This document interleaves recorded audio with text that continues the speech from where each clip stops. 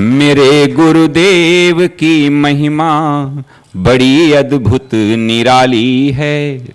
मेरे गुरुदेव की महिमा बड़ी अद्भुत निराली है भर जाती वो सब झोली जो जन्मों से ही खाली है भर जाती वो सब झोली जो जन्मों से ही खाली हैं। यहाँ तम की नहीं सत्ता, यहाँ हर दिन दिवाली है।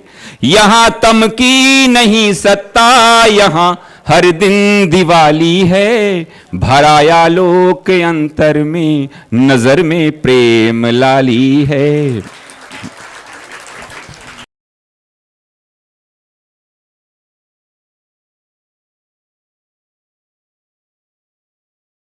ओम सहना भवतु सहनो भुनक्तु सह वीर्यं करवावहै तेजस्विनावधीतमस्तु मा विद्विषावहै।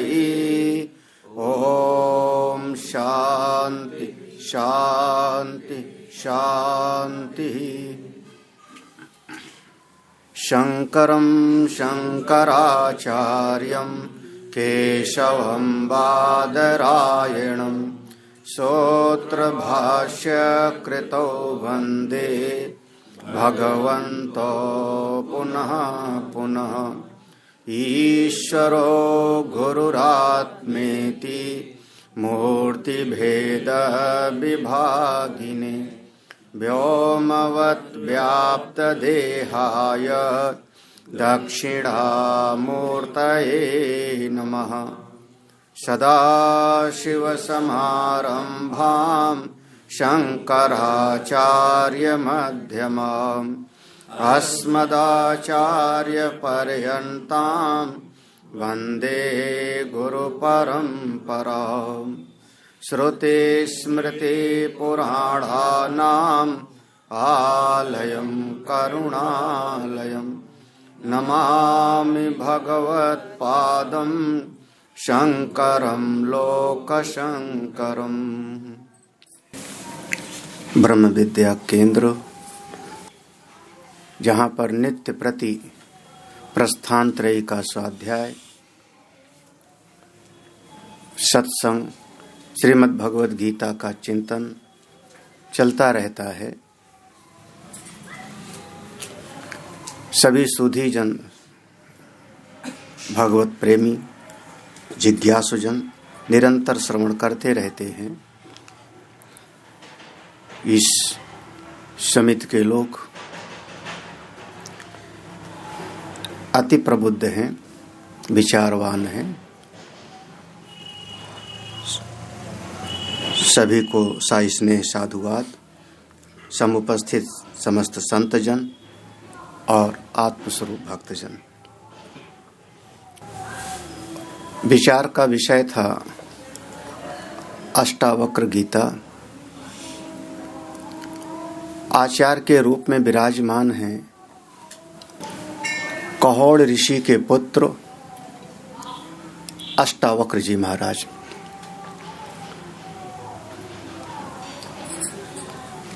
अगर इनकी 3 पीढ़ी का विचार किया जाए तो उद्दालक ऋषि हैं, जिनका नाम शास्त्रों में, श्रुतियों में अनेक बार आया। उद्दालक की कन्या थी सुजाता, जिसका विवाह उन्होंने कहोड़ ऋषि के साथ किया। समस्त वेद वेदांत के उपारंगत थे और उनके पुत्र के रूप में अष्टावक्र जी महाराज आविर्भूत होते हैं। पूरी वंश परंपरा से ब्रह्म विद्या में रत हैं। और जिस समय महाराजा जनक के यहाँ शास्त्रार्थ हो रहा था, वहाँ वरुण का पुत्र है जिसका नाम था बंदी। महाभारत की कथा के अनुसार वो शास्त्रार्थ करता है, सबको जल में डुबोता है कहोड़ ऋषि को भी डुबो देता है। अंत में अष्टावक्र जी से उसका शास्त्रार्थ हुआ, और जब अष्टावक्र जी से वो पराजित होता है तो वरुण लोक से सभी वो डुबोए हुए जो आचार्य थे वापस आते हैं। और वर्णन ये भी है कि अष्टावक्र जी को एक विशिष्ट नदी है, समंगा नदी, जिसमें स्नान करने के लिए कहा जाता है और उनके सारे अंग सीधे भी हो जाते हैं। समांगा। ऐसे अष्टावक्र महामुनि की शरण में विदेहराज जनक शिष्य भाव से उपस्थित होते हैं और उनके हृदय का भाव है, हे भगवान, कथम ज्ञानम अवापनोति, आप हमको बताइए मुझको ज्ञान की प्राप्ति कैसे होगी। कथम मुक्तिर भविष्यति, मुझको मोक्ष की प्राप्ति कैसे होगी। वैराग्यम च कथम प्राप्तम, हमारे चित्त में वैराग्य कब होगा। एतद ब्रूहि, हे प्रभु आप हमको ये सब बताइए, ये सब बताइए। और क्रमशः यह 20 अध्याय का ग्रंथ है, जिसमें आचार्य और शिष्य का संवाद है। कुल 298 इसमें श्लोक हैं, जिसमें हमने 7 अध्याय तक श्रवण किया।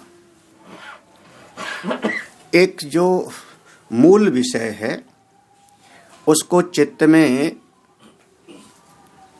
धारण करना चाहिए। यथा निग्रह तथा अनुग्रह, बंधन का जैसा स्वरूप आप मानोगे उसी के अनुरूप आपकी साधना भी निश्चित हो जाएगी। क्योंकि बंधन से छूटने का नाम ही तो मोक्ष है। समस्त बंधन कट जाए वही मोक्ष है। तो बंधन का स्वरूप क्या है, इसका निश्चय भी साधक को करना चाहिए। वास्तव में बंधन क्या है, बंधन का स्वरूप क्या, मोक्ष का स्वरूप क्या। सभी दर्शन इस पर थोड़ा थोड़ा अलग अलग मत रखते हैं। न्याय दर्शन, वैशेषिक, सांख्य, योग, अन्य जैन दर्शन, बौद्ध दर्शन, सभी दर्शन एक बात कहते हों ऐसी बात नहीं है। मूल विषय हमारा होगा बंधन क्या है। हमारे यहाँ पर महर्षि जैमिनी ऋषि, जो अद्वितीय विद्वान, स्वयं भगवान के स्वरूप, जिन्होंने वेद भगवान के पूर्व मीमांसा पर चिंतन किया, उनका एक विचार दृढ़ है कि अशुभ कर्म ही बंधन है। अशुभ कर्म ही बंधन है, पाप कर्म ही बंधन है। जब जीव अशुभ कर्म करता है, अधर्म करता है, तो वही जीव के भीतर फिर दुख देता है, कष्ट देता है, और वही उसको नरक आदि में ले जाता है। तो अगर किसी ने कहा पाप कर्म ही बंधन है, अशुभ कर्म ही बंधन है, तो कर्म के आधार पर उन्होंने निर्णय किया, कर्म के आधार पर। तो इसका उपाय क्या होगा, तो सीधा सा सिद्धांत है कि शुभ कर्म करो। जितना ज्यादा शुभ कर्म करते जाओगे, श्रेष्ठ कर्म करते जाओगे, उतना ही पाप से आप निवृत्त हो जाओगे और आप आगे बढ़ जाओगे और आपकी सद्गति होगी, आपको स्वर्ग आदि की प्राप्ति होगी, श्रेष्ठ गति प्राप्त होगी, सद्गति प्राप्त होगी। तो अगर पाप कर्म बंधन है तो पुण्य कर्म करो, श्रेष्ठ कर्म करो, अशुभ कर्म से छूटने के लिए शुभ कर्म करो, यज्ञ करो, गौ सेवा करो, दान पुण्य करो, तीर्थ व्रत करो, आपके जो कर्तव्य हैं 13वीं आदि में श्राद्ध करो, नित्य अग्निहोत्र करो, जो जो श्रुति ने बताया है श्रौत स्मार्त कर्म को करते रहो। श्रुति प्रतिपादित, स्मृति प्रतिपादित अगर कर्म करते रहोगे तो अशुभ से आप छूट जाओगे। मोक्ष से अशुभात, मोक्ष से अशुभात, अशुभ से छूट जाओगे और आपको शुभ गति, सद्गति, श्रेष्ठ गति आपको प्राप्त होगी। ये एक विचारधारा है, एक विचारधारा है। दूसरी विचारधारा जो आगे आती है, हमारे अनेकानेक ऋषियों के द्वारा, श्रीमत् रामानुजाचार्य, वल्लभाचार्य जी, निम्बारकाचार्य जी, मध्वाचार्य जी और भी अनेक ऋषियों से पूछो क्या है बंधन का स्वरूप, बंधन का स्वरूप क्या है, तो कहते हैं चित्त की वासनाएं ही बंधन है। आगे अष्टावक्र भी कहेंगे वासना ये संसारः, चित्त की वासनाएं ही बंधन है। क्योंकि कोई व्यक्ति शुभ कर्म करेगा या अशुभ कर्म करेगा, उसका हेतु, उसका प्रेरक तो आपके चित्त में ही है ना। हमारे चित्त में है कि मैं सत्संग में जाऊं तो सत्संग में चले गए, हमारे चित्त में है कि मैं बाजार जाऊं तो बाजार में चले गए। तो इसका जो प्रेरक है वो हमारे चित्त की वासनाएं हैं। तो वास्तव में वासनाएं ही बंधन हैं। हमारे भीतर जो जन्म जन्मांतर से हमने संग्रह किया है वो वासना, वही बंधन है। हाँ? स्वाभाविक रूप से। तो अच्छा, फिर आप बताइए फिर उपाय क्या है वासनाओं से मुक्ति का? वासना से हम छूटना चाहते हैं, सारी वासनाएं धुल जाएं हमारी, क्या उपाय है? तो सीधा सा सिद्धांत है, उपासना करो। जितनी ज्यादा आप उपासना करते रहोगे, अपने मन को प्रभु से जोड़ोगे, भगवान से जोड़ोगे, तो संसार की वासनाएं धीरे धीरे कटती जाएंगी और भगवत भक्ति का भाव दृढ़ होता जाएगा। यही मोक्ष का उपाय है। और क्रमशः साधना करते करते जब आपका अंतःकरण निर्मल हो जाएगा तो आपको सारूप्य, सालोक्य, सामीप्य इत्यादि कोई न कोई भगवान की कृपा प्राप्त होगी और मुक्ति आदि प्राप्त होगी। तो बंधन का स्वरूप चित्त के भीतर की स्थित वासनाएं, और उपाय हो गया उपासना करते रहो। कब तक उपासना करो? जब तक जीवन है, जब तक जीवन है तब तक उपासना करो। हाँ, तब तक करते रहना चाहिए। यहां पर जीवन पर्यंत करना होगा। अगर शुभ कर्म करना है तो कब तक करना है? तो कहते हैं यावत जीवे तावत जो होती, जब तक आप जीते हो तब तक करते रहो। कुर्वन्ने वे कर्माणि जिजीविषेत शतम शमा। अगर 100 वर्ष की आयु है तो जीवन पर्यंत करते रहो। तो दो बातें हुई, अगर पाप कर्म बंधन है तो पुण्य कर्म करो, मुक्त हो जाओगे। पुण्य कर्म पाप को काट के आगे बढ़ा ले जाएगा। और अगर दूसरी विचारधारा है कि बंधन का स्वरूप वासना है, वासनाओं के कारण जीव बंधा हुआ है, वासना ये संसार है, तो उपासना करो, आचार्य की उपासना करो, प्रभु की उपासना करो। जितनी उपासना आपकी दृढ़ होती जाएगी उतना सारी वासनाएं कटती कटती वो भगवत वासना बन जाएगी और आपको आगे बढ़ा ले जाएगी। अब ये जो चित्त है, इस चित्त में वासना माने उद्भूत होती है। वासना जब भी आएगी तो वृत्ति बन के आएगी, एक विचार बन करके आएगा। 1000 चीजें जमीन में पड़ी हुई हैं, पृथ्वी माँ में करोड़ों करोड़ों बीज पड़े हैं, वो मेरे पांव में नहीं चुभता। उनमें से एक बबुल का पेड़ पैदा हो जाए तो उसका कांटा चुभ जाएगा। बीज उसका पड़ा हुआ है, पृथ्वी माँ में न जाने कितने बीज पड़े हैं, वो हमको कष्ट नहीं दे रहा है, लेकिन जब उग जाएगा तो उसमें से हमको सुख दुख मिलने लगेगा। तुलसी का बिरवा उगाया तो हम खुश हो गए, और कोई कांटे आदि का उगाया तो मैं दुखी हो गया। तो ऐसे अंतःकरण में ना जाने कितनी वासनाएं भरी पड़ी हैं, रहने दो, लेकिन वृत्ति का उदय ही ना हो गए। असल में बंधन क्या है? उन्होंने कहा चित्त में जो वृत्तियों का प्रवाह चलता है उसी का नाम बंधन है। जो विचार हमारे अनियंत्रित रूप से चलते हैं, हम चाहते भी हैं कि रुक जाओ, रुकते नहीं, और कहना पड़ता है कि मन बहुत चंचल है, मन बड़ा पापी है, चंचलम ही मनः कृष्ण प्रमाथि बलवत दृढ़म। हाँ, बहुत मुश्किल है, मत देता है। क्यों?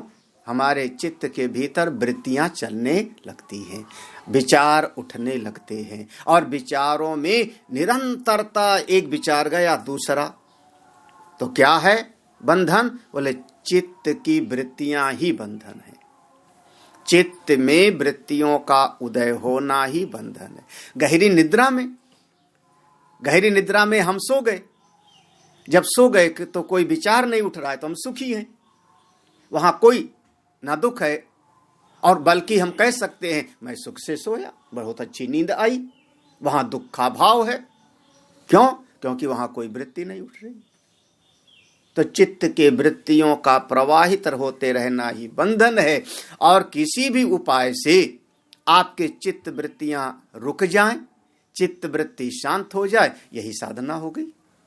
हाँ, अगर बंधन का स्वरूप मान लिया कि चित्त वृत्तियों का उदय होना, इसका निरंतर प्रवाहित होना, यही बंधन है, तो उपाय है कि किसी भी उपाय से चित्त वृत्ति का निरोध कर लो।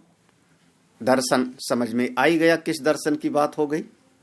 योगस चित्त वृत्ति निरोधा। यम, नियम, आसन, प्राणायाम, प्रत्याहार, धारणा, ध्यान, समाधि, फिर उसमें संप्रज्ञात समाधि और असंप्रज्ञात समाधि और विवेक ख्याति से आपकी चित्त वृत्ति निरुद्ध हो जाए।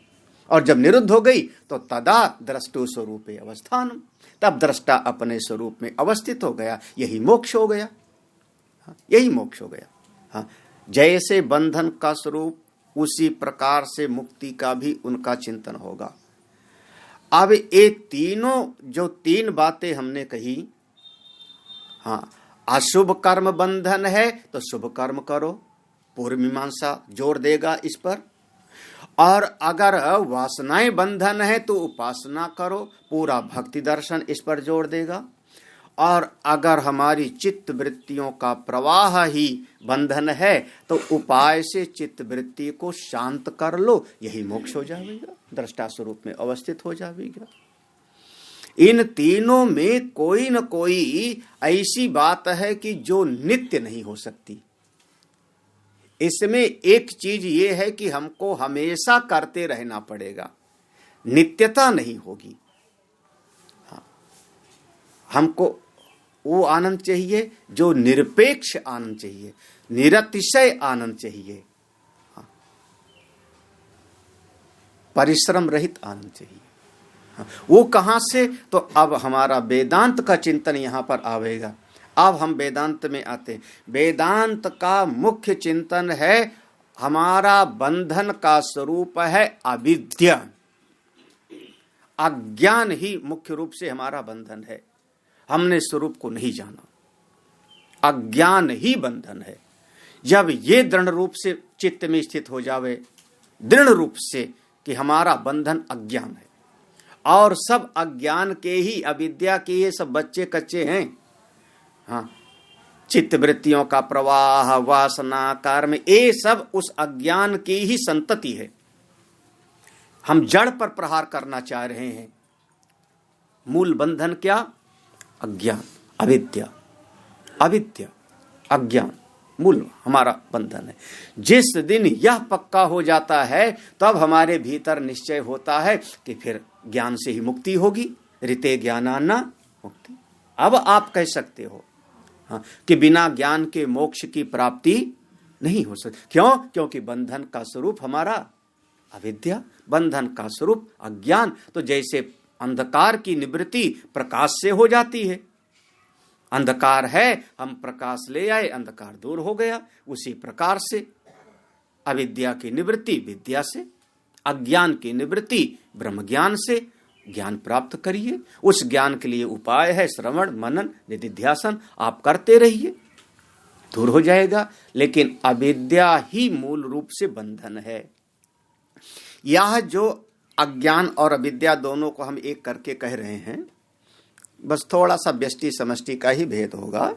व्यष्टि अज्ञान को हम अविद्या कहते हैं, समष्टि अज्ञान को माया कहते हैं।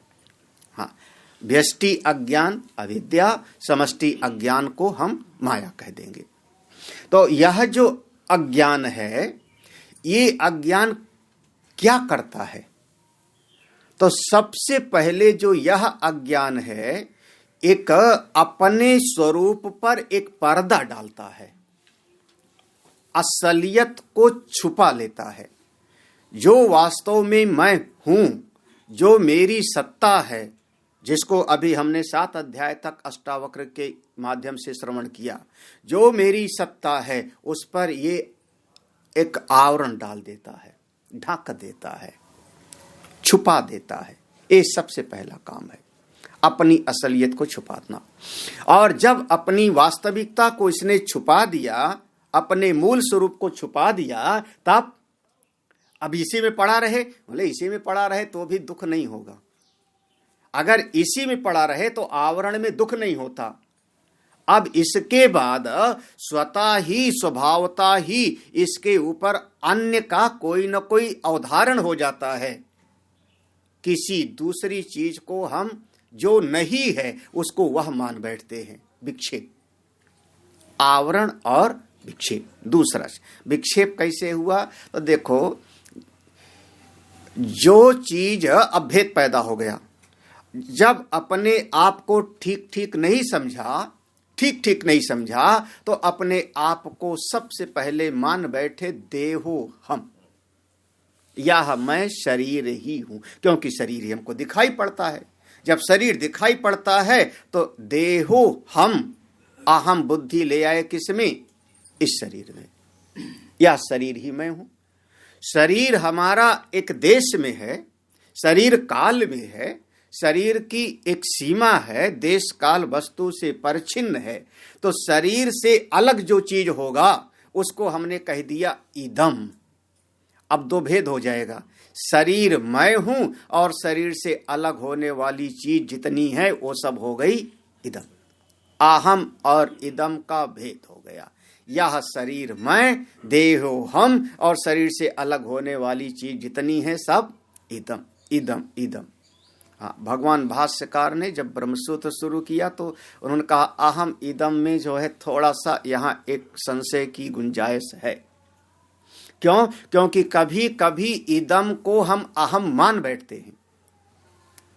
अनेक बार होता है इदम और उसमें अहम बुद्धि हो जाती है। कैसे? जैसे आपका ये शरीर हाथ है, हाथ वास्तव में इदम के अंतर्गत है, 5 महाभूत का बना है, दिखाई पड़ता है, इसको हम पकड़ सकते हैं, काट सकते हैं, लेकिन फिर भी इसको हमने मान लिया अहम। तो इदम में अनेक बार अहम बुद्धि हो जाती है, होती है, दिखाई पड़ता है। तो इसलिए सबसे बढ़िया शब्द है, कहो मैं और तुम। हाँ, मैं और तुम। अब इस शब्द में आप जोड़ो, तुम कभी मैं नहीं हो सकता हूं और मैं कभी तुम नहीं हो सकते। इदम में अहम बुद्धि हो जाएगी, लेकिन तुम में अहम बुद्धि नहीं होगी, मैं नहीं हो सकता कभी। शब्द है भगवान भाष्यकार की करुणा से मिला, युष्मत् अस्मत् प्रत्यय गोचर। तुम हो, मैं हूं। एक भेद पैदा हुआ, भेद बुद्धि पैदा हो गई। एक मैं अलग अस्मत् प्रत्यय वाला और युष्मत् प्रत्यय वाला अलग हो गया। तो जो अस्मत् प्रत्यय वाला है, मैं वाला, वो है विषय, और जो युष्मत् प्रत्यय वाला है वो सब हो गया विषय। दोनों का बिल्कुल अलग अलग स्वरूप है, बिल्कुल अलग अलग स्वरूप है, बिल्कुल अंधकार प्रकाश के जैसे दोनों अलग अलग है। जो मेरी सत्ता है अलग, दूसरे का लक्षण अलग। लेकिन अब हुआ क्या? अज्ञान के कारण हमने जब अपने आप को इस शरीर से जोड़ दिया, यही शरीर मैं हूं, तो शरीर की कमियों को, शरीर की अपूर्णता को हमने अपनी अपूर्णता मान ली। हाँ, देखो शरीर के साथ जुड़े तो शरीर अगर गोरा है तो मैंने कहा मैं गोरा हूं, शरीर कमजोर है तो मैंने कहा मैं कमजोर हूं, आंख से दिखाई नहीं पड़ता तो मैं कहता हूं मैं अंधा हूं, पांव से चला नहीं जाता तो मैं कहता हूं मैं लंगड़ा हूं। तो शरीर के गुण धर्म को हमने अपने साथ जोड़ दिया और अपने भीतर एक भाव हो गया अपूर्णता का। मेरे भीतर कमी है, कमी है। हमको रोज भोजन चाहिए, रोज हमको जल चाहिए, रोज हमको वस्त्र चाहिए। मेरे अब जोड़ा शरीर के कारण, कमी सब शरीर में है, आत्मा में कमी नहीं है। लेकिन अज्ञान के कारण जब शरीर के साथ अहम को जोड़ दिया, मैं शरीर हूं, तो शरीर की कमियों को हमने अपनी मान लिया। शरीर का जन्म तो मेरा जन्मदिन, शरीर का मरण तो मृत्यु दिवस मान बैठे। अब जब शरीर की के साथ शरीर की कमी को अपनी माना, तब ये मूल रूप से हो रहा है, ये भ्रम है।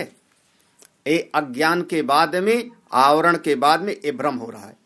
जब अपने ऊपर शरीर की कमियों को अपनी कमी माना, अब अगली घटना होगी। अब इस कमी को हम पूरा करने का प्रयास करेंगे। जो मेरे भीतर कमी है, कभी भी किसी को भी कोई कमी पसंद नहीं आती। यौ वै भूमा तत्सुखम, जीव को पूर्णता चाहिए। तो अब इस पूर्णता के लिए वो बाहर की तरफ दौड़ता है, बहिर्जगत में, और बहिर्जगत में जो जो चीजें हैं उनमें उसकी सुख बुद्धि होने लगती है। अपने भीतर कमी का भाव और दूसरी की वस्तु में, अपने से बाहर जो है उसमें सुख बुद्धि, शोभनता का अध्यास। ये वस्तु मिल जाए तो मैं सुखी हो जाऊंगा। मैं, इसका मतलब मैं अभी सुखी नहीं हूं, तभी तो ना। ये धन है, धन मिल जाए तो मैं सुखी हो जाऊंगा। इसका मतलब मैंने क्या माना कि अभी मैं सुखी नहीं। एक कार मिल जाए तो मैं सुखी, घर मिल जाए तो मैं सुखी, ऐसा हमको परिवार मिल जाए तो मैं सुखी। तो बाह्य जगत में सुख बुद्धि और अपने भीतर अपूर्णता का भाव ये हो गया, तब जीव के भीतर पैदा हुई कामना। अब कामना पैदा हुई। हाँ, ये दो चीजों के ऊपर हो रही। मेरे भीतर कमी है और बाह्य जगत में उस कमी को पूरा करने की सामर्थ्य है। वो मिल जाए, मेरी कमी पूरी हो जाएगी। अब कामना पैदा हो गई। हमको एक फ्लैट मिले, हमको घर मिले, हमको गाड़ी मिले, हमको बाड़ी मिले। बाड़ी बंगला भाषा का शब्द है। हमको अमुक चीज मिले, हमको अमुक चीज मिले। अब पैदा हो गई कामना। कामना पैदा हुई। कामना के मूल में देखो, एक स्वयं को नहीं जाना, जगत को भी ठीक नहीं जाना, अपने आप को शरीर के साथ जोड़ा, शरीर की कमियों को अपनी माना, बाह्य जगत में सुख बुद्धि। बहुत सारे इसमें जो है दर्द पर दर्द पूरे परत पड़ी हुई है। अब कामना पैदा हुई। कामना केवल साधारण नहीं, हम लोग कामना को बोल देते हैं इसे। अब कामना पैदा हुई। अब कामना पैदा हुई कि अमुक चीज मिले, अमुक वस्तु मिले। अब वो कामना जब चित्त में पैदा हुई तो कामना के कारण फिर आप करोगे कर्म। कर्म हेतु कामः स्यात्। कर्म का हेतु कामना होती है। ये तैत्तिरीय उपनिषद के शंकर भाष्य में भगवान भास्कर ने लिखा, कर्म हेतु, किसी भी कर्म का मूल हेतु आपके चित्त की कोई न कोई कामना है। क्योंकि कामना ही नहीं होगी तो कोई क्यों करेगा, कोई क्यों करेगा। हाँ? आपके चित्त में जिसके भीतर जैसी जैसी कामना है वैसे वैसे कर्म करेगा, वैसे। और जब वो कर्म करेगा तो उस कर्म में वही विभाग होगा, प्रवृत्ति का और निवृत्ति का, दोनों प्रकार का। या आगे की तरफ पाने के लिए दौड़ेगा प्रवृत्ति, या तो बचने के लिए जाएगा निवृत्ति। तो प्रवृत्ति निवृत्ति रूपी हो जाएगा कर्म। अब ये जो तीन चीज बन गई, इसी का नाम संसार हम कहते हैं। अविद्या, कामना और कर्म। बार बार हम लोग कम शब्दों में प्रयोग करना होगा तो कहेंगे अविद्या, कामना और कर्म। अब अविद्या है मूल में, बंधन का मूल स्वरूप अविद्या। अविद्या के उपरांत कुछ अध्यास हो गए, भ्रम हो गए। उस भ्रम के कारण कामना पैदा हुई। कामना पैदा हुई, कर्म करोगे, और इसके बाद फिर आगे संसार की कहानी शुरू हो गई। कामना की पूर्ति हो गई तो लोभ, नहीं पूर्ति हुई तो क्रोध, कामना की पूर्ति हो गई, वस्तुएं मिल गई तो उनसे हो जाएगा मोह। और बहुत ज्यादा जो है हमारे पास बढ़िया चीज है, दूसरे के पास घटिया चीज है तो आएगा मद। हाँ, और किसी ने कोई अड़ंगा डाला तो आएगा मात्सर्य, ईर्ष्या। इसके पास एक क्यों है, पूरा संसार का पसारा शुरू हो जाता है, पूरा आगे की कहानी। और ताबते जीव भयौ संसार, फिर जीव इस संसरण में फंस जाता है, इसका आवागमन फिर छूटता नहीं। फिर वही बार बार जन्मे, बार बार मरे, कभी शोक, कभी मोह, कभी सुख, कभी दुख। और इस प्रकार से जीवन में इसका संसरण शुरू हो जाता है। भगवान अष्टावक्र जी महाराज जनक जी को जब उपदेश कर रहे हैं, तो अब यहां पर सीधे सीधे जनक महाराज ने अभी कहा था कि मैं ऐसा हूं, ना त्याग ना ग्रह, ना मैं कुछ त्यागता हूं, ना ग्रहण करता हूं, ना कुछ लय है। मैं तो एतद एव अहम आस्थिता, मैं तो जैसा हूं वैसे स्थित हूं, अपने स्वरूप में स्थित हूं। थोड़ा अष्टावक्र महाराज उनको फिर से कुछ न कुछ हिलाएंगे, क्योंकि अगर आप मुक्त हो तो ये लक्षण होने चाहिए। लक्षण प्रमाणाभ्याम वस्तु सिद्धि, ना तो प्रतिज्ञा मात्रेण। अगर कोई सीधे कह दे मैं मुक्त हूं, अरे भैया मुक्ति के लक्षण भी तो हो, मोक्ष के वो गुण भी तो दिखाई पड़े। हाँ? आप कह दो कि ये फल है, तो फल का जो उसका लक्षण है, रंग वैसा हो, स्वाद वैसा हो, रस वाला हो, अगर लक्षण नहीं होगा तो नकली फल होगा। हाँ? लक्षण बिल्कुल सही सही घटने चाहिए, बिना लक्षण के, बिना प्रमाण के कैसे कह दो तो आप अगर मुक्त हो तो ये लक्षण होना चाहिए, और ये लक्षण नहीं है तो इसका मतलब अभी तो मुक्त नहीं। सब जगह पर जैसे गीता जी में पूछा स्थित प्रज्ञ की क्या लक्षण है, और भगवान ने बताया ये लक्षण है। दूसरे अध्याय में 12वें अध्याय में भक्त के लक्षण क्या हैं, अद्वेष्टा सर्वभूता नाम से लेकर के भगवान ने बताया। 14वें अध्याय में त्रिगुणातीत के लक्षण क्या हैं, प्रकाशम चा प्रवृत्तिम चा, भगवान ने वो बताया। सब लक्षण मिलते जुलते हैं, कोई अलग नहीं। रामचरितमानस में संत असंत के लक्षण क्या हैं ये पूछा, तो लक्षण क्या हैं मोक्ष के, मोक्ष का लक्षण क्या है, कैसे पहचाने।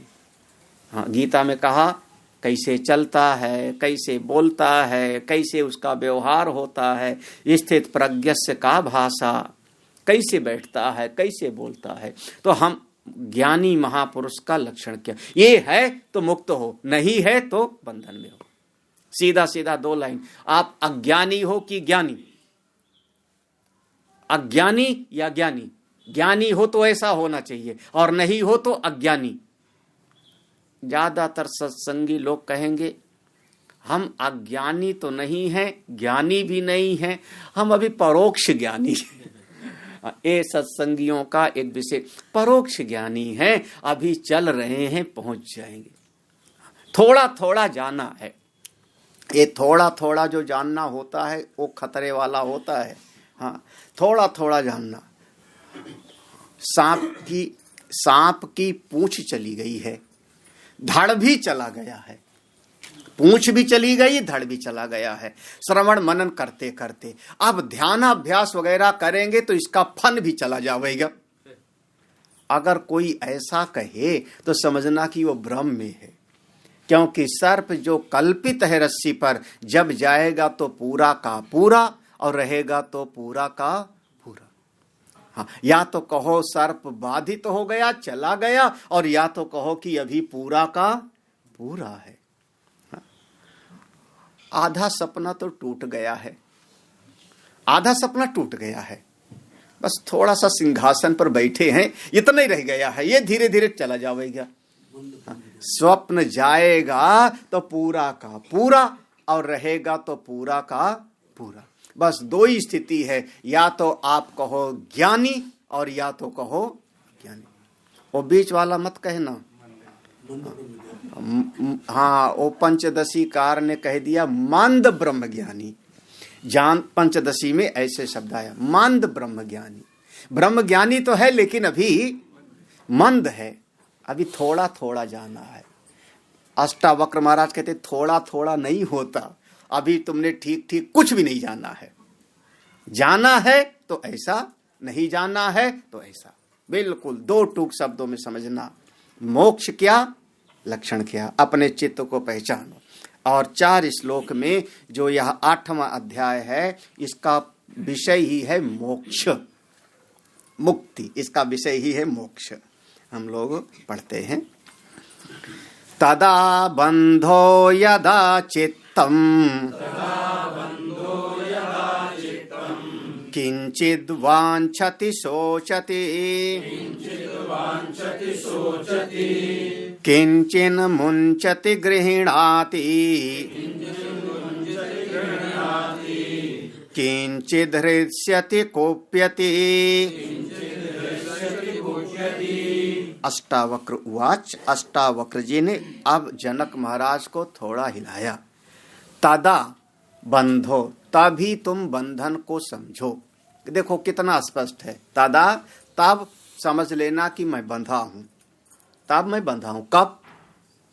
यदा चित्तम, जब आपका चित्त, अंतःकरण, किंचित वांछति, कुछ भी चाहता है इस बाह्य जगत से, किंचित वांछति।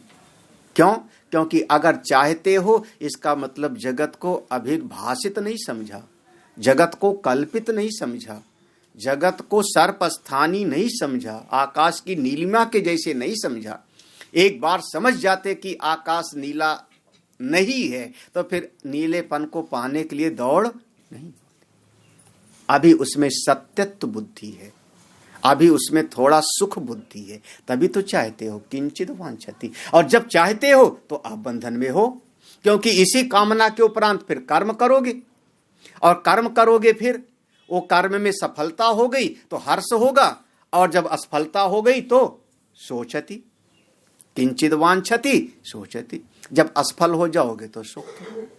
हमारा बच्चा परीक्षा में बैठता है, बस चाहता है कि मेरा इतना नंबर आवे, सफल हो गया तो हर्षित होगा, और असफल हो गया तो विषादग्रस्त हो जाएगा।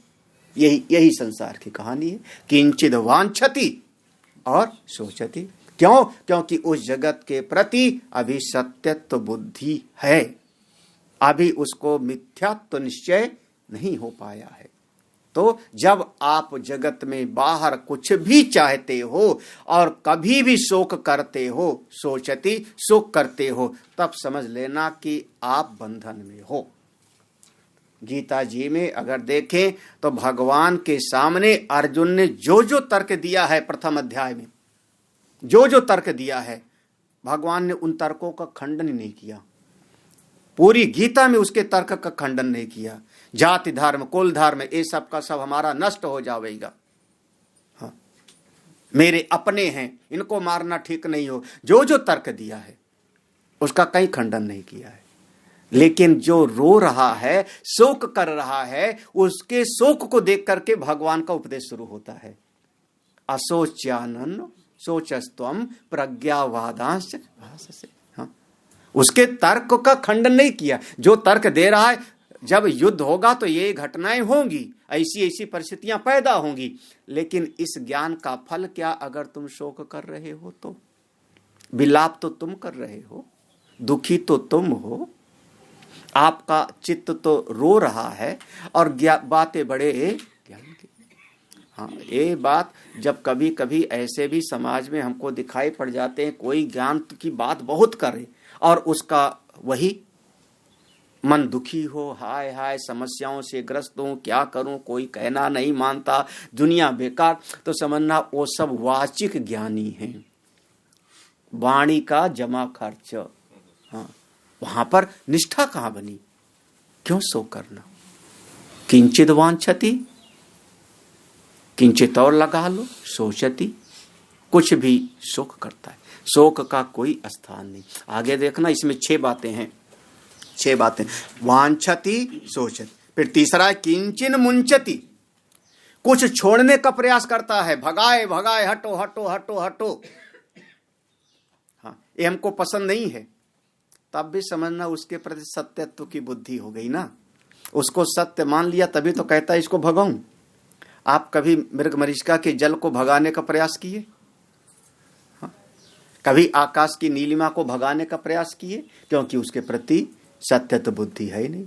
किंचिन मुंचति, फिर किंचिन गृह्णाति। हाँ देखो, मुंचत गृह्णाति, कुछ पकड़ने का प्रयास करते हो तो भी सत्यत्व बुद्धि है ना उसी के प्रति। अभी भी तो अविद्या बैठी है, अविद्या के उपरांत ही तो कामना आदि आई, तभी तो आप कहते हो इससे छोड़ूं और इसको पकड़ूं। और किंचित हृष्यति, कभी किसी ने कुछ आपकी सेवा कर दिया, कुछ दे दिया तो हृष्यति, हृदय आपका बिल्कुल बाग बाग हो गया। ये आदमी बहुत अच्छा, इसने देखो मेरी प्रशंसा किया, खुश खुश हो गए। और कुप्यति, किसी ने गाली दे दिया तो अरे महाराज क्रोध में तमतमा गए, इसकी हिम्मत कैसे हुई मुझको कहने के लिए।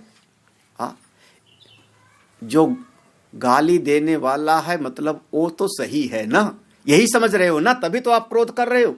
गाली देने वाला सही है, फूल माला पहनाने वाला सही है, तो अगर अभी आपके जीवन में ऐसे अप डाउन होता रहता है, उठा पटक होती रहती है, तो अभी तुम बंधन में हो, अभी तुम मुक्त नहीं हो।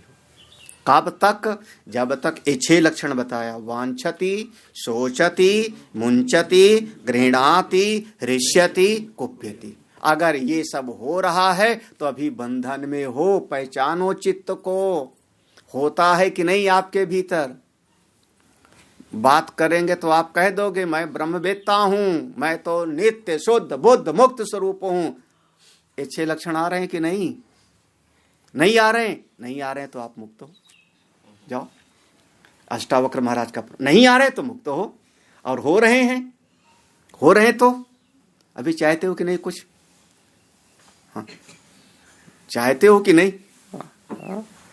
हाँ, कभी गुस्सा आता है कि नहीं किसी पर?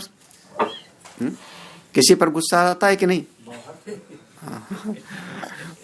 हाँ, जो वेदांती है ना, पक्के वेदांती या कच्चे वेदांती क्या कहें, वो कहेंगे हम भी बाहर से गुस्सा करते हैं, जैसे राम जी करते थे, जैसे कृष्ण भगवान करते थे। नाटक हम करते हैं, लीला कर रहे हैं।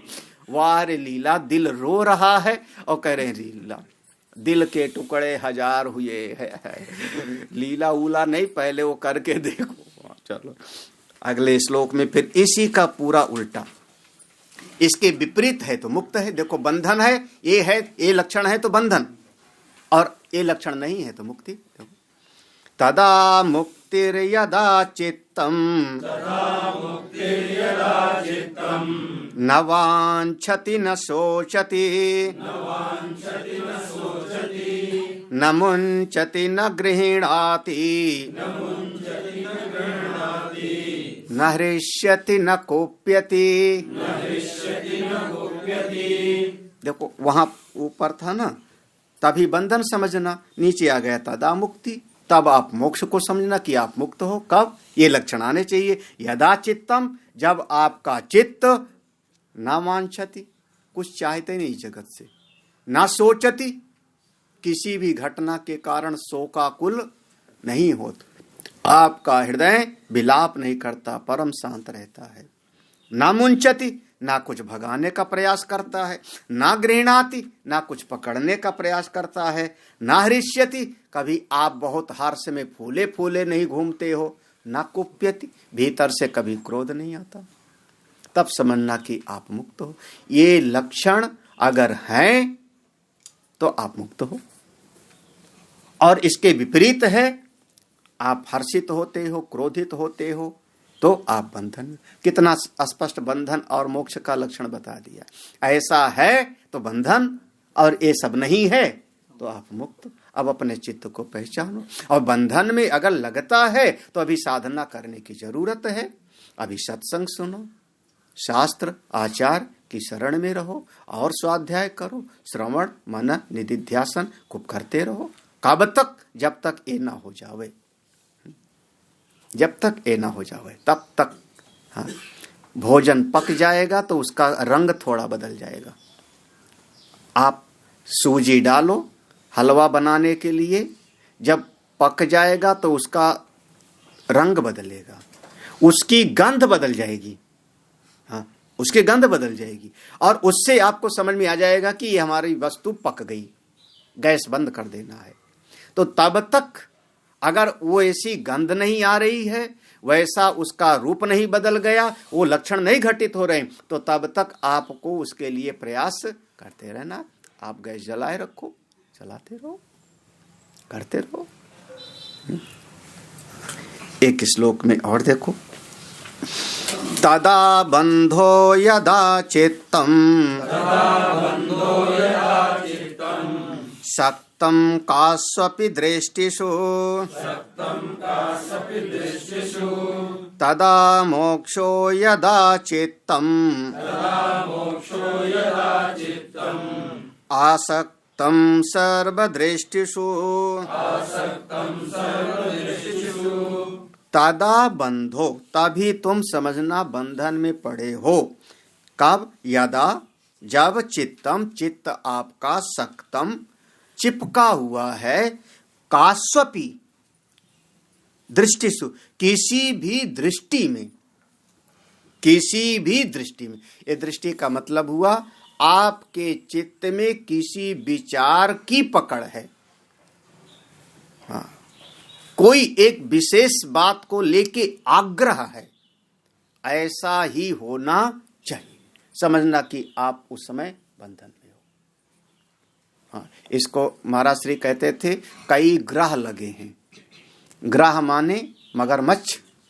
हाँ, यही है ग्राह। ग्राह ने पांव को पकड़ लिया गजेंद्र का, अब वो चल नहीं सकता। तो ग्राह माने पकड़। अब उसमें उपसर्ग लगाते जाओ, आगे उपसर्ग लगाते जाओगे, अर्थ बदलता जाएगा।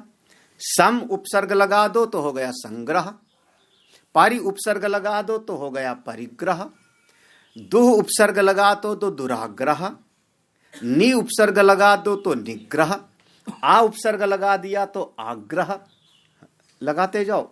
9 ग्रह हैं, ये आपके जीवन की पकड़ हैं। आप कहते हो ऐसा ही होना चाहिए, ऐसा ही होना चाहिए। किसी भी प्रकार से अगर आपकी बुद्धि में आग्रह है तो समझना कि आप आसक्त हो, अपने विचारों के खोल में आसक्त हो, वैचारिक दृष्टि से आसक्त हो। जैसे अब कोई कहे, जैसे अब समझिए, जो योग वाला है, जो रोज योग करता है, आधा घंटा 1 घंटा योग का प्रचार प्रसार भी करता होगा, उसकी दृष्टि में यह है कि अगर कोई योगासन वगैरह नहीं करता तो मुक्त हो ही नहीं सकता कभी। हमारे योगाचार्य लोग हैं, वो कहते अगर उसको कपालभाति और भस्त्रिका प्राणायाम नहीं करता तो मुक्त हो ही नहीं सकता। करना ही चाहिए रोज। तो एक विचार में आसक्त हुआ। अब अगर कोई वृंदावन का कोई महापुरुष है तो कहेगा बिना राधे राधे जपे हो ही नहीं सकता कुछ। राधे राधे जपो चले आएंगे बिहारी। हाँ, वो जप रहा है राधे राधे, उसकी निष्ठा है, लेकिन अपने विचारों की पकड़ है, आग्रह है, और चाहता है आप सबके सब जितने हो राधे राधे ही जपो। तो एक विचार में आसक्त हो गया, एक विचार में आग्रहवान हो गया। उसी व्यक्ति को कह दो चलो अयोध्या, आजकल अयोध्या की बड़ी महिमा हो रही है। हाँ, राम अयोध्या में, बोले वहां राधे राधे नहीं, वहां सीताराम सीताराम सीताराम, जो कुछ भी है सब सीताराम है। और अयोध्या वाला अपने विचार में आग्रह है। हाँ, बिना सीताराम का नाम जपे कुछ होता थोड़े है। हाँ, सीताराम सीताराम जपो। हाँ, रे पागल आदमी, राम राम कही जे जमुहाई। अरे जमहाई आते समय भी राम राम कहे तो उसकी मुक्ति हो जाता है। भाय कुभाय अनख अलसम, राम नाम बोल, राम नाम बोल। काशी चले जाओ। हाँ, वो क्या कहेंगे, पागल आदमी, राम और कृष्ण के पीछे पागल है, ना समझ, महादेव बोल। वहां पर गली में भी कोई जाता है, महादेव महादेव। हाँ, हमारा अनुपम भी बोलता है महादेव महादेव। सीख गया, संतों के साथ रहते हैं। महादेव कौन है? सारे हैं देवता, और हमारे भोले बाबा हैं महादेव। महादेव का नाम एक विचार में आसक्त हो गया। देखो, कर्मयोगी होगा, कहेगा कर्म करो, सेवा करो। हाँ, यज्ञ करने वाला होगा, वो कहेगा बिना यज्ञ किए कुछ हो नहीं सकता। अपने विचार में आसक्त हो गए, तो एक एक विचार में आसक्त हो जाते हैं। दृष्टि, हाँ, कास्वपि दृष्टि, किसी भी दृष्टि में आसक्त है, एक एक वैचारिक धरातल पे आसक्त हो जाता है। महात्मा कैसे होने चाहिए? कैसे महात्मा होने चाहिए? महात्मा की पहचान क्या, आप बताओ। अब महाराज कोई अगर एक लंगोटी लगाए पहाड़ पे रहता तो कहता है कि बस दिगंबर होना चाहिए, दिगंबर होना चाहिए। ये महात्मा कैसे? 4 ठो कपड़े पहने हैं, बढ़िया महल में रहते हैं, आश्रम में, ये कैसे के महात्मा? उसकी दृष्टि में विरक्त हो वही महात्मा होगा। अब वो अपने एक विचारधारा में पकड़ गया। अगर किसी भी तरीके की विचारधारा आप पकड़ते हो तो जागतिक होगा। इसी दृश्य जगत को लेकर के आप पकड़ रहे हो। अरे हाँ, रामकृष्ण परमहंस तो शायद शास्त्री नहीं पढ़े थे कुछ, वो तो सिद्ध महापुरुष। रमण महर्षि तो कुछ नहीं पढ़े थे, वो सिद्ध महापुरुष। हाँ, हमारे पूज्य दादा गुरुदेव तपोवन महाराज सारे शास्त्रों का अध्ययन, पढ़ना पढ़ाना, वो भी सिद्ध महापुरुष। हाँ, अब कोई कह दे बिना पढ़े लिखे आपको ब्रह्मज्ञानी नहीं हो सकते, हाँ, तो हम तो तमाम दृष्टांत ले लेंगे, भरा पड़ा हुआ है।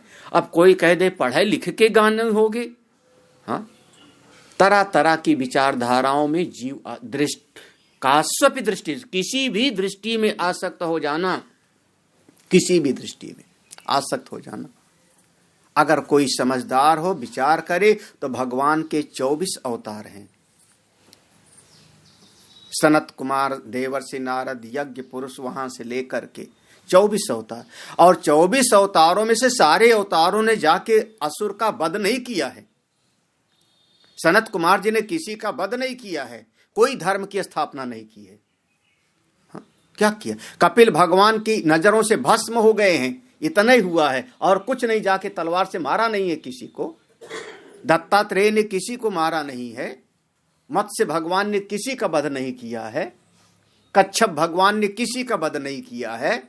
हाँ, लिखा तो है परित्राणाय साधुना विनाशाय। तो आप अगर एक बात मान लो कि अवतार माने शत्रु का नाश करें, असुर का नाश करें और देवताओं की रक्षा करें, धर्म की स्थापना तभी होगी, तो ये घटना तो 24 अवतारों में नहीं घट रही है।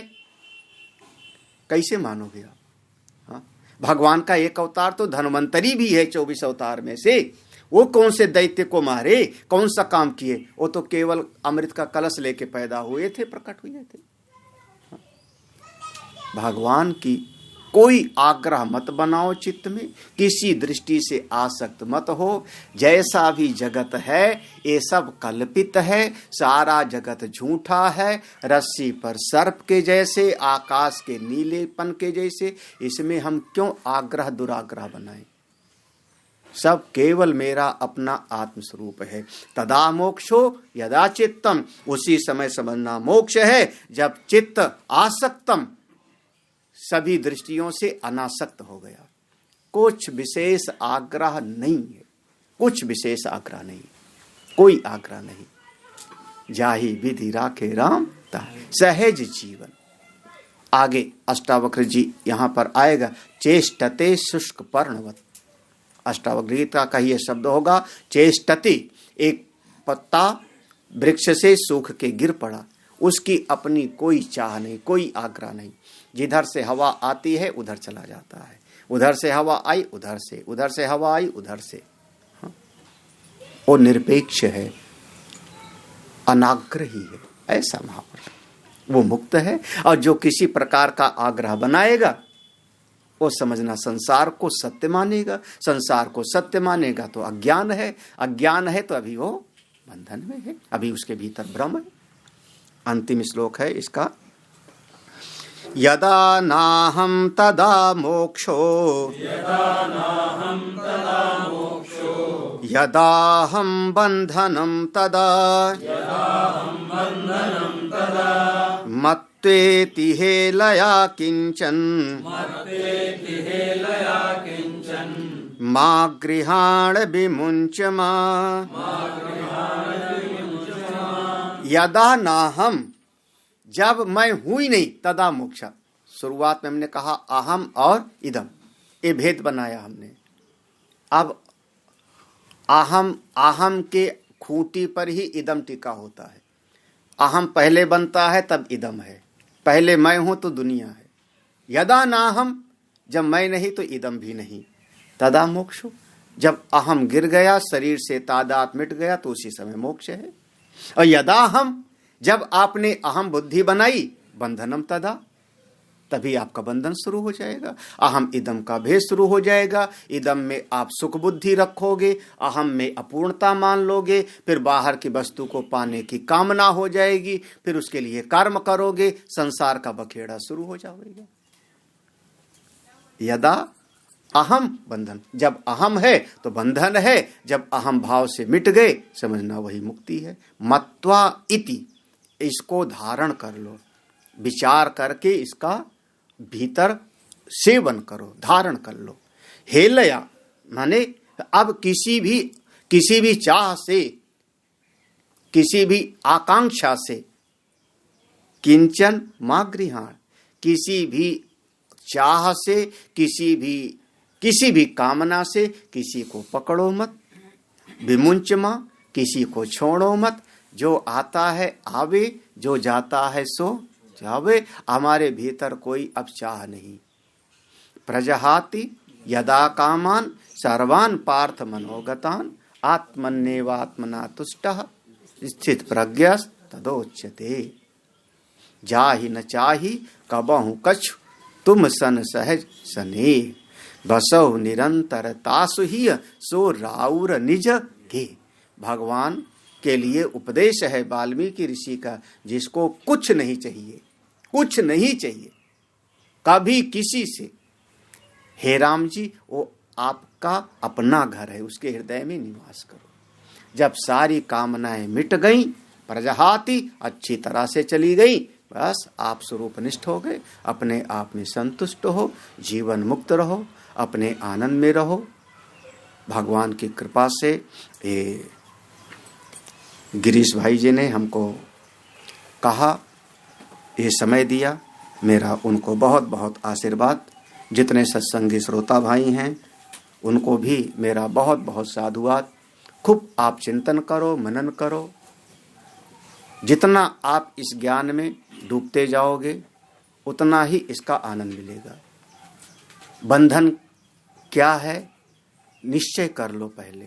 अगर आप सब नहीं चलता। अगर आपने ये मान लिया कि इसका नाम बंधन है तो आपका रास्ता वैसे निश्चित हो जाएगा। समस्या तब होती है जब हम सब मान लेते हैं। हाँ, सब नहीं होता। अगर अशुभ कर्म बंधन है तो शुभ कर्म करते जाओ, ज्यादा से ज्यादा चले जाओ, पूर्व मीमांसा में कर्मकांडी बन जाओ। अगर वासनाएं बंधन है तो आप उपासना में जुट जाओ। जितनी उपासना करोगे, हमारी श्रुतियों ने उपासना बताई, संपद उपासना, अहंग्रह उपासना, तमाम तरह की उपासना करते रहो। अगर आपका चित्त वृत्तियों का प्रवाह बंधन है तो आप उसका निरोध करो। चलो ध्यान धारणा आदि करो, उपाय करो। जिस दिन दृढ़ता से निश्चय हो जाए ये सब कुछ नहीं, मूल रूप से अविद्या ही बंधन है। अविद्या के कारण, अज्ञान के कारण हम देह को मैं माना, देह से पृथक को इदम माना, और अपने भीतर अपूर्णता की बुद्धि, जगत के भीतर सत्यत्व बुद्धि, और फिर उस चीज को पाने की कामना। तो अविद्या से कामना हो गई, कामना से कर्म, और उसके बाद पूरा संसार। जब ये समझ में आ जावे तब फिर ज्ञान का मार्ग आपके लिए राम बाण दवाई है। फिर कहते हैं घोड़े पर चढ़ते चढ़ते ज्ञान हो जाता है। फूल मसलने में देरी है, आत्मबोध में देरी नहीं। ऐसी दृष्टि सबको प्राप्त हो। आप सभी इस मार्ग पर निरंतर चलते रहें, चरैवैत खूब साधना करें भगवत कृपा से। और जब कभी पुनः आप लोगों का संयोग होगा, भगवान चाहेंगे, कृपा करेंगे, आपकी समिति जो भी सभी लोग अच्छे लोग हैं, आप लोग चाहेंगे तो दोबारा 8 अध्याय हम लोगों ने इस बार चिंतन किया मेरे द्वारा, और भी महापुरुष लोग इस पर विचार करते रहते हैं, आप लोगों ने भी श्रवण किया होगा। मेरा सभी को नमन है और साधुवाद है। इसी के साथ ये 15 दिन का सत्संग हमारा विश्राम लेता है। ओम सर्वे भवन्तु सुखिनः, सर्वे सन्तु निरामया, सर्वे भद्राणि पश्यन्तु, मा कश्चित् दुःखभाग् भवेत्। असतो मा सद्गमय, तमसो मा ज्योतिर्गमय, मृत्योर्मा अमृतं गमय। ओम पूर्णमदः पूर्णमिदं पूर्णात् पूर्णमुदच्यते, पूर्णस्य पूर्णमादाय पूर्णमेवावशिष्यते। ओम शांति शांति शांति। शंकरं शंकराचार्यं केशवं बादरायणं सूत्रभाष्य कृतौ वन्दे भगवन्तौ पुनः पुनः। ईश्वरो गुरुरात्मेति मूर्तिभेद विभागिने, व्योमवद्व्याप्तदेहाय दक्षिणामूर्तये नमः। ओम शांति शांति शांति। हरि ओम श्री गुरुदेव।